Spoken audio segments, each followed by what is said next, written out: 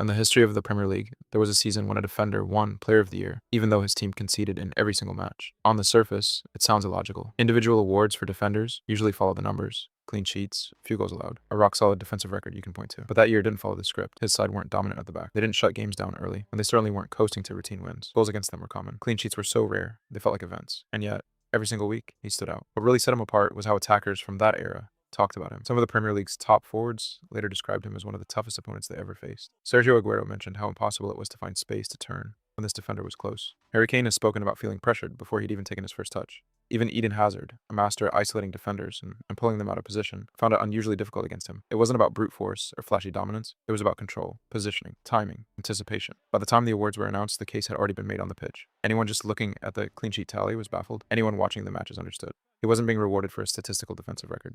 He was being recognized for holding everything together, week after week, when the structure around him wasn't. Who do you think it was?